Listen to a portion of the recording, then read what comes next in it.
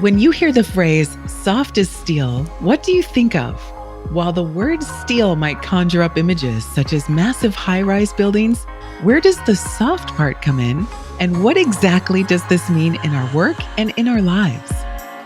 Welcome to the Soft as Steel podcast with your host, Dennis Duran, featuring engaging conversations with a wide range of industry leaders around soft skills, how we practice love, inclusion, social justice, and compassionate leadership that's everlasting in the workplace. And now, here's Dennis Duran. It's a real pleasure to welcome to the Soft as Steel podcast a young man, yes, I said young, who I have had the pleasure of knowing for several years. Nick Carrillo is the Vice President of the Western Wall and Ceiling Contractors Association. In his own words, his job is to serve the contractor members and serve as a liaison between labor management and meet the needs of the contractor and labor community in the finishing trades. Nick is the second generation of his family to make his career in the construction industry.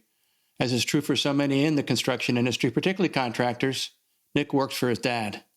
He began his career in 2006 working for an architectural products company, and later in 2011 working for an association representing finishing trades contractors across the USA. Nick is the future. He's a millennial. He is passionate about bringing technology into wider and wider use and shaping the construction industry workforce.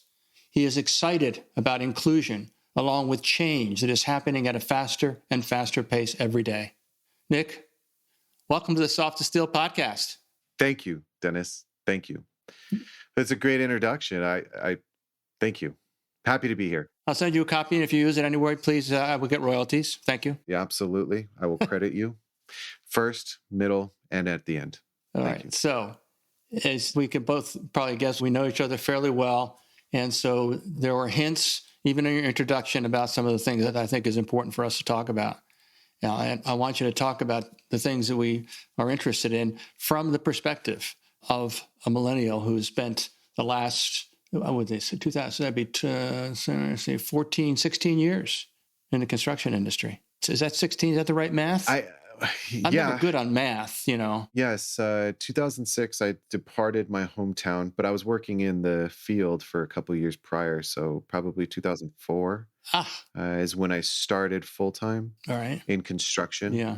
I have a photo, you say working with my father, I have a photo of me holding the end of the nozzle of a cement pump. We're standing at a brick wall, and I was 3 years old. Wow. So I have been around job sites. I think my father left a job site early, reluctantly, to go to my birth. Not reluctantly because he didn't want to see me, but because he knew he had time, and he wanted to get to the end of the wall so he could he knew he could stop comfortably. So it's construction is ever present in this household and this family. So, just for our listeners to understand, your dad literally, as we say, came up through the tools in the trade. Mm-hmm. And so when he talks about the things he talks about today in his role as your boss and serving those same contractors and others that I talked about in your introduction, he does it with the incredible strength of his direct, deep, and technical knowledge of the trades that he deals with every day for his members, which I think is pretty cool. Yeah, and then I don't have to learn anything. I can just ask him. So it saves me a lot of mental space. And I'm very fortunate to have him as a mentor. I like to challenge it a little bit. I don't like to say I work for him. I'm fortunate to work with him. It's a blessing daily. 5 years ago, I probably never would have been able to. You get a little bit of youthful arrogance. You think you're right. And then once the humility kind of settles in, I realize the opportunity I'm afforded, and I don't take it for granted. I'll tell you that. Yeah, you don't. Yeah. You don't, and you demonstrate it on a daily basis and with a good measure of humility how much you appreciate your origins and also to have your dad to work with. It's pretty cool. It's very cool. It's very cool. And obviously, you know that this is called the Soft as Steel podcast. It is a nod towards my seminal work of December 2019. And you know that I talk whenever I get a chance about that part of our industry, the construction industry, as well as any enterprise, whether it's a for-profit company, a charitable organization, or a community-based organization. And that is the people part of these enterprises in our industry. and that I believe strongly and enthusiastically, and almost to a point where I annoy people, that doing the job is fundamental. So if you're a contractor, you get projects because people that hire think you can do the job, you can deliver the end result they're looking for. But how you do the job, in terms of how you relate to people, how you present yourself, how you represent the organization that you work for, by demonstrating what kind of a person you are, is really what wins the day, what allows relationships that start to continue to grow and to become long-term and mutually very, very fruitful relationships. Things are changing in our industry.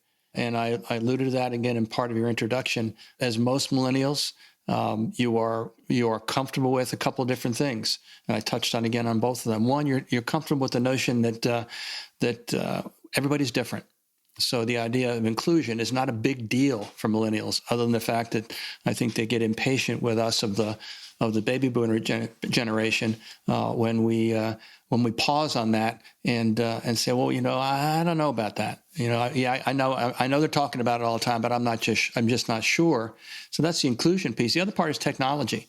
And I had a wonderful conversation with the CEO of an engineering and construction management firm out of Seattle, Washington. And one of the points that he made, it was kind of like the finishing comment in our conversation, that technology is here to stay. It's going to grow, it's going to expand, it's going to become more significant in every aspect of the building process, but we'll always have people. Mm-hmm. So from the millennials' perspective, I've said a few mouthfuls of things. What are your thoughts about, where we are and this whole notion of recognizing the importance of people in our business, in our day-to-day lives? Man, I got to try to fractionalize that so I can talk about it, because that's basically the entire theme of our entire industry as where we are and what we're doing. So I think what I'll try to talk about first in my perspective is feeling as the young individual in the room, and then identifying it, and then finding ways to balance the multi-generational environment. In the construction industry, if you're 35 to 40, sometimes, you creep up into your mid 40s, that's still considered a young professional in our world. When you sit into the room of the decision makers, in the specialty subcontractor community, the general contracting community, I think, is aging lower. Its aggregate age has started to reduce, and that's a concerted effort through recruitment in colleges. And then once there's kind of this group, they start to recruit their peers. But the specialty subcontractor community still has somewhat of an older demographic. So you feel younger. But then if I were to go compare myself to, say, the fashion industry or the digital communications industry, I'm old. I don't even know what's cool now. I'm learning daily that I think I have a pulse on things. I just learned about a new social media like a week ago and tried to get on it, and it was of no interest to me. So I'm already aged out of of a few things. But when we talk so much in this world about the need to recruit and the need to get the young people into the room, and we focus on it and we make it our focus, but it's an evergreen situation forever. I remember seeing a Time magazine cover, and it was something about the boomers replacing themselves with Gen X, and how Gen X is aloof and they don't know much, and it's like, are we doomed kind of thing. And then the millennials got that same thing when the boomers realized there's as many millennials as there are boomers, which there should have been comfort, because that gives a little bit of a safety net, because Gen X was so much smaller than the baby boomers. You're looking at Social Security, you're looking at Medicare. There's got to be another community coming up to fund those public services. But then the millennials came in, a little sigh of relief. We've got a generation that we can go possibly one for one. So that big stroke going into our industry, I believe that we are in it. We are in our industry as it is today. So we're not going to be able to say, all right, we all collectively agree we're going to lower this aggregate age by 10 years and we're going to do it in 3 months, and that's going to be the new industry. Our industry has to move as it has continued to move and slowly evolve to this new era of construction. And you've got champions in this industry that are sitting in the boardrooms today that are the younger individual, and they're going to champion the message downward. But I think we falsely try to solve something that will forever be there. And I guess the idea is, why don't we take who we have and just make it a part of business, not the focus of business? What is it that you guys would want? What is it you guys need? And if you've got the younger generation saying, we'd love to have gym memberships paid for every month, let's not look at it as being funny, but say, okay, you look at other industries like the tech industry. I mean, they're serving bagels for free and Yoo-Hoo's in the fridge, and that seems laughable, but it draws people from across the nation. Mm-hmm. I saw this thing, the State University of Oregon is able to recruit, and a lot of it is just the visual presence that they hold. The neon green uniforms, the cool mascot, the crowded stadium, all of that is recruitment. You're still playing football on grass or turf in an arena of your peers. And you could place that anywhere in the world. But because they have a better visual representation and they're willing to stand behind what's sought out, they're able to recruit the highest quality of candidates. So let's take that and just put it into a micro environment. What can your office do to attract or retain the next generation? If they tell you they'd prefer a spring water over, faucet water, is it hard to buy one water fountain? Yeah, like subtleties like that. Let's just look at it as it's a constant evolution, and as each generation comes in, let's step with it. Let's walk with it. I don't know. Did I get you there? Did I? No, those are all important and well said thoughts. How do you, one of the points of resistance on the people part, when we talk about the different generations attempting to work in the same environment, whether the environment is a physical environment or a virtual environment, that really, at the end of the day, isn't the key. But they're working together. The younger generations have a certain view of something which my generation would describe as work-life balance, and things of that nature, or an interest in not working 60 or 70 or 80 hours a week, and or the idea that it would be nice if every morning before we went to work, that if there were donuts and bagels there for us to have, or maybe just once a week, but something. But the idea of just, I'd almost use the term, the socialization of work. But then when we look at it from the perspective of the construction industry, the view continues to be work is done in a physical workspace. And even if it isn't all of the work, that's what we know about. And when we're trying to attract people to the construction industry, we have to try to paint a picture that doesn't look as hard from a physical labor standpoint, and that there are flexibilities built into it, that it is not simply you arrive at 7, you leave at 4, you get a 15-minute break in the morning, a 15-minute break in the afternoon, and 45 minutes for lunch, or whatever it may be in terms of work rules and practices.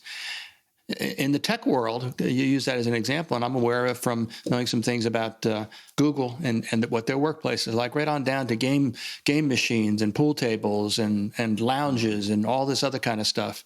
But then those folks, when they finish lounging, they open up their laptop and they continue to work, or they go to a standing desk, or they go to another place that is beautiful and has flowers and plants, and they do productive work. In construction, when you get into the field, which is, again, we build things in the construction industry, right? I mean, I think you and I both understand it fully. Whether it's the foundations, the walls, we build stuff, and we do it with our hands. But now, because of technology, we're finding ways that we can leverage the human power with machines of different types. You see how I'm struggling as a boomer to explain what that looks like, so that as we think about, and it's just an important part of your service to your contractors. I heard a talk recently where the speaker said that there is not the idea of a workforce problem in the construction industry is not accurate. Workforce issues are a characteristic of the construction industry and probably every other industry as well. And when I heard that, I said, I'd never heard it said that way ever. And it immediately made sense to me. If you accept that, then the discussion doesn't need to be about what are we going to do with our labor shortage. The discussion needs to move to how are we going to find and attract the individuals that we need in the construction industry of today and tomorrow, not the construction industry of yesterday. What are your thoughts? One thing I want to talk about crafting the image. So if I forget, remind me. But you talk about how do we attract? But what if we just try to be better? And just being better will, as a product, attract the best. So if we go out with a charge to say we will make every job site safer, we will use the tools, resources, and technologies to provide a better product, we'll go taller, we'll go faster, all of these things to make the job site better, going from a compact disc, if we're going back to comparisons, compact disc player, then to anti-skip. They didn't advertise to people saying those people who like the anti-skip buy it. They said we've advanced. The iPhone advances every time without the idea that we're trying to recruit new buyers. That's a product. So what we do is are we hindering progress in the pursuit of attraction instead of trying to advance this industry and finding the people that could run the advancement? Mm-hmm. So that's one thing that and it's happening. You've got advancing prefabrication conferences, you've got technology conferences, you've got lean construction conferences, you've got all of these conferences where it's happening, but still on the micro level, we're talking about how do we attract more people? What if we just tried to be the very best? And every year we were better. And then when you're the very best, people want to work with or for you. So how do you craft that message? I think you're asking, well, we know work and we build. I give presentations about generation gap communication. And at every city I go to, I show a picture of the skyline or the cityscape. And I go, look at this. And I take the time to point out everything I can. I say, the school you took your child to learn how to read, the church where your family laid to rest or celebrated new beginnings, the park where you learned to play games, all of these places, all of these things that make your life what it is there because of a tradesman or woman. All of it. There's nothing in your life that happens that isn't directly affected by a tradesman or woman putting together something. Roads you drive on, sidewalks you walk on, the football field you broke your arm on, whatever, that happens. And it's just part of life. And we focus, when you go into a building, it's cool to see the shiny floors and the beautiful paintings, but everybody takes for granted the studs that were stood up, the underlayment, the front loading, the engineering, the Apple. So Apple, I saw a span of glass, like the Apple campus, 75 linear foot glass that's applied in a vertical fashion, and we just look at it and go, "Oh, that's cool." I'm saying, what? That is fascinating. That the deflection on some of this glass could be 18 inches either way. That's 36 inches. That's 3 feet. The center of glass can move 3 feet, and it's okay. But we just, this is cool. The glass is cool. Anyway, let me go inside and spend, my money and buy my coffee. So I look at it I'm grateful for everything that we have as a result of the trades. So let's get nitty gritty of, well, how do you craft that message? It's hard to tell people the pride you feel, how to feel like, oh, come on, you'll feel prideful. Nobody wants that. Like, oh, come on over, kid, work construction, then you'll feel pride because you'll drive around and you built it. That's cool. But when you're entering the workforce, what you're taught is look for your future, benefits, healthcare, safety. Look for these things that everybody's been taught to look for. I'm fortunate to work in an environment where everybody is signatory employers. So I'll speak to that. Signatory employment means that they agree to employ a union workforce. This isn't only for the unionized environment, but I'm going to use this reference, and it can be in merit shops as well or non-union environment. But if the message was crafted that when I enter into the workforce for a community of contractors, and I will be guaranteed a pension, which is a retirement, a form of a retirement fund, a 401k in some situations. My healthcare is paid for by my employer for every hour I work. I can go and continually be upgraded and trained and have all of my certifications done for me, so I don't have to go get those done. All of those are in a package. And then I can carry that package to each employer that I want to go find. It removes that discouragement of not liking somebody. I went into construction. I didn't like the people in the field. They made fun of me. Whatever it is, or I worked too hard. They often will dismiss it. But if I knew I was carrying those benefits with me and I could go try out different places, that's pretty powerful. Mm-hmm. Then that feeds the idea, and it's not the same, but it fits the narrative or the idea of gigging or work as long as I want, go do a little bit of what I want, and then go back to work so I can go back and do what I want, work-life balance. Mm-hmm. Then what will happen is once you get them in, they'll find their community, they'll find the people, theme of this, they'll find the people, and those people will keep them and retain them in the industry, and then they're fired up about the industry. Then the pride comes. Technology is another opportunity to craft a message. We look at it and we're saying, we're cool, we have VR. Honestly, that's not a day-to-day thing yet. I don't know what the landscape is. People, and then you got the young group when we're saying we have VR and you put AR on their heads, and they're like, this isn't VR, this is AR.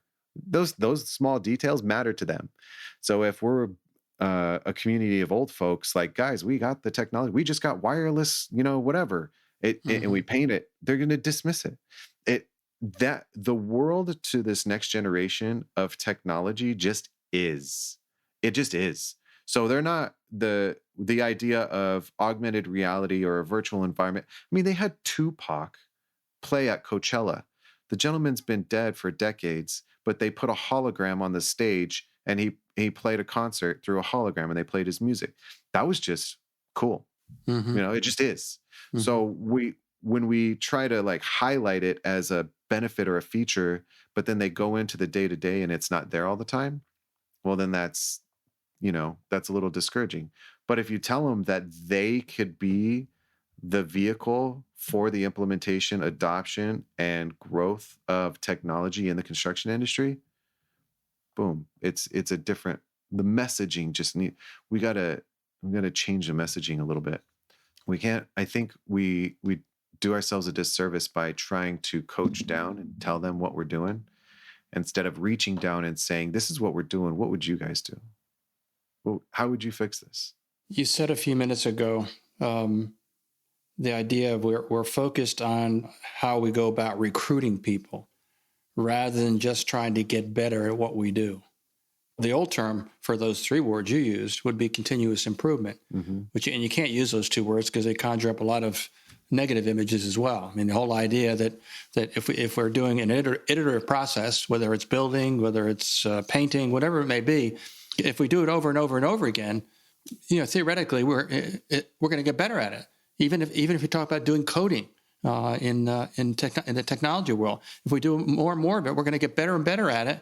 Oh, by the way, when you think about doing coding and other kinds of program development and software this and software that, it all sounds very very exciting because it feels like you are creating something. And then Nick comes along and says, take your son or daughter and just take a ride into downtown Phoenix or downtown Seattle. And this happened to me just 6 or 8 weeks ago. I went to visit a contractor in Phoenix, and the first thing we did with my host was he wanted to drive me around downtown and show me some of the projects that they'd done. Mm-hmm. And I was in awe of it. He wasn't trying to recruit me, but he was trying to share the pride that he has in recognizing that we don't just build stuff or paint stuff or install stuff or whatever the constructors do, but we create places, we create environments, as you described it so well. Why isn't, and we share time in the unionized construction world, unless you think they're doing a great job. Why are the principal suppliers of skilled labor to contractors that are signatory, why aren't they doing more and more aggressively and more energetically and more creatively to, as you said, craft the image? You what? So I just no, no. It's good. It's a valuable. It's a pointed question, and it's a good question. I just spent some time kind of fantasizing about how we should be doing everything, but I don't want to just leapfrog over the centuries that got us to where we are. We still have a debt of gratitude to all of the effort to take us where we were. When we went from hand applied interior gypsum to sheets of gypsum, drywall, that was a massive technology upset in this world. It allowed us to build houses faster. It changed kind of the quality of product. It did a lot of things, good, bad, or indifferent. And when we're looking at today, we can't just light switch, bring in a bunch of young folk and have them tell us, young folk, Jesus, I'm still a millennial. I'm young, I swear. We can't just bring in a bunch of kids. Yeah. I've been around you guys too much. Yeah, the older guys. I gotta go for a young mentor. I gotta find somebody who's maybe 21. There you go. Got a good head about them and have them teach me. Yes. If we bring in a bunch of kids, young individuals, young professionals, and we say, all right, tell us how to fix everything, we may lose sight or forget a lot of infrastructure or pathways that allow for this industry to thrive. And it's easy to look at something. I don't have a great example. I can't even make one up on the fly. But let's say something that could get overlooked very easily because it's not steadily used or regularly visited, but it's important every 5 years. That could be easily looked over as we don't need to do that because it doesn't impact the job site that we're building today. But you have somebody who's saying, no, I've seen it for 5 years, every 5 years, for 35 years. This is paramount. That transition needs to be blended, like hot and cold coming together to create that perfect storm. And so when you look at the individuals with the labor movement, and their interest is protecting those that are working in the industry. Every day, new technologies, new job site environments are presented to their workers. And every day, our employers are employing these individuals and tasking them with new responsibility.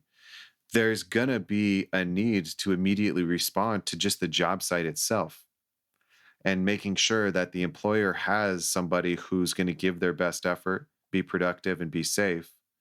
And then once that happens, then they can start saying, all right, we want to grow our community. But as a product of doing all of this stuff, their community is growing already.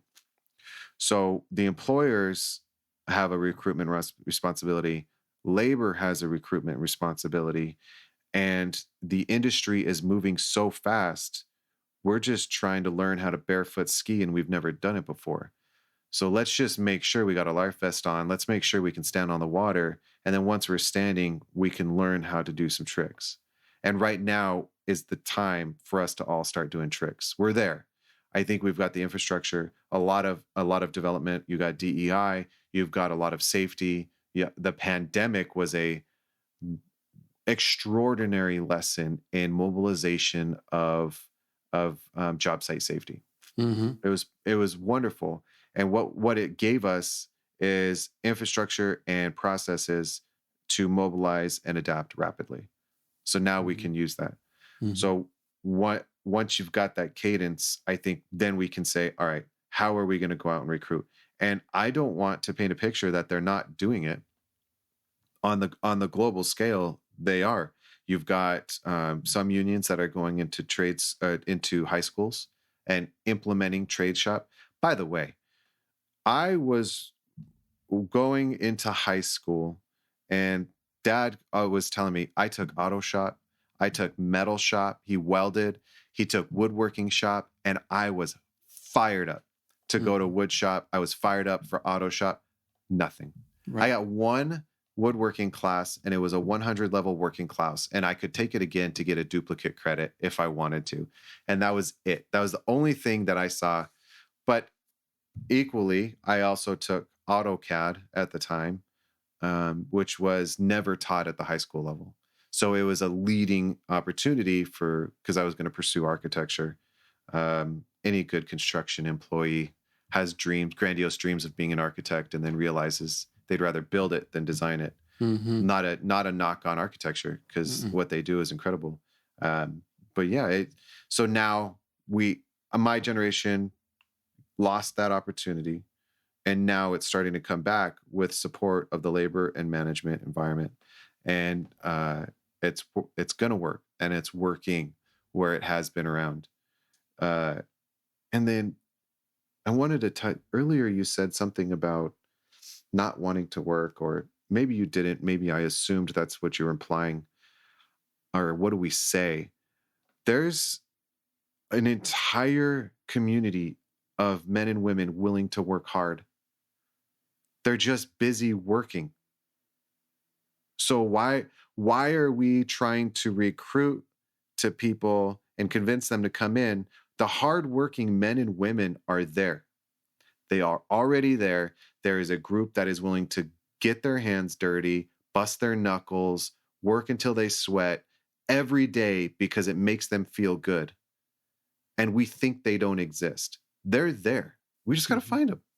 We got to tell them, we're paying a shitload of money. You got good benefits. You're going to work all year. If you don't work all year, you're going to make so much, it'll be all right if you take a month off. I argue, and there's a lot of jaded individuals, a lot of jaded employers, a lot of my peers, my age, that are jaded at the individuals coming in. But you got to remember, everybody who's willing to work hard is working. They're busy working. They don't have the time to come out and try to find a job because they're gainfully employed. So we just got to figure out how to tell them our lawn is better than their lawn. Come on over and relax. Doesn't that speak volumes to the idea that the term innovation is generally applied to, in today's life, to technology? And that's where innovation happens. In past generations, the wheel was an innovation. It was also a technology. So shouldn't we be trying to paint the picture that the building process is continually changing? And you, young person, if you learn something about what's involved and the fact that you would use your hands to do this type of work, that you also need to be creative, and you also need to be able to figure things out. All those three thoughts have been put into the path of the acquisition of knowledge via a traditional academic route, high school, but more importantly, college. But there are so many different things to be learned. I mean, it's just a question of getting the attention of the younger people. And that's why I liked your idea about crafting the image. And also your thought about just getting better, just portraying the industry and all of its components is important to humanity in a very large way. And it happens at the level of communities and institutions. And it happens to create places for people to live all parts of their life. Wouldn't it be interesting and fun for you to be part of that? So, I mean, the image thing, I think you dropped a really great thought on that. But let me just ask a last question. Where is this industry going? Where's construction going? What's it going to look like in 10 years? It's a great question. I could answer in an emotional aspect in people. I can answer in the futuristic city idea. I can answer in automation. But I would like to answer and say it's not going anywhere. Okay. Construction will always be present. Always. Yeah, I agree. And I add as icing on the cake your first thought, and that is the emotional answer. What is the emotional answer? Where is it going? Yeah. Hopes or dreams or where it's headed. So I'm in the association environment, And the number one reason I am in this industry is because of the people. Everything I have ever done as a direct result of being guided by, coached, working with people. I love people and I love this industry and everybody that's in it. So where it's going is you're going to see a more community driven construction environment where I think we're wrought with provisions, clauses, and contracts, and we focus solely on the idea of getting something done. And we will likely see a correction into the how can we accomplish this together? We've done the contracts to death. We know what it's going to take. We've all protected our interests. Okay, now let's work together. Let's huddle up. Let's be supportive of each other. Hey, other trade, see you backing up a little bit. Is there anything we can do in our scope to help? It'll just be a more open communication environment on sites. And that's going to go from the apprentice all the way to the superintendent. It will always be veiled in curse words, assumptions, a ragged, rough edge. That's just who you are or what is in construction. So I'm not painting this like rosy kind of, hey man, peace sign environment on a job site. No, I'm painting a more open communication for success together. And a lot of people are probably listening right now and going, yeah, Nick, we do that already, dude. What do you mean? Just think about a time when you saw somebody lagging behind and you just go, man, they need to pick it up so we can keep going. I see the hand being reached out and saying, is there anything we can do in our scope to support you catching up? Thanks for joining me on the Softest Steel podcast. You got the last word, my friend. Thank you so much. Thanks, Dennis. Thanks for joining us today for this episode of the Softest Steel podcast with your host, Dennis Duran. Dennis is the author of Softest Steel and a leading speaker and trainer for organizations across many industries and verticals. To learn more about the work Dennis is doing to activate soft skills in the workplace, contact him at DennisDuranSpeaking.com. Be sure to check out his book, Softest Steel, on Amazon or wherever books are sold. You can subscribe to this podcast on iTunes or wherever you'd like to get your podcasts. And please remember to share this episode with your friends, colleagues, and anyone you feel would benefit from the conversation. We'll see you next time on the Softest Steel podcast with Dennis Duran.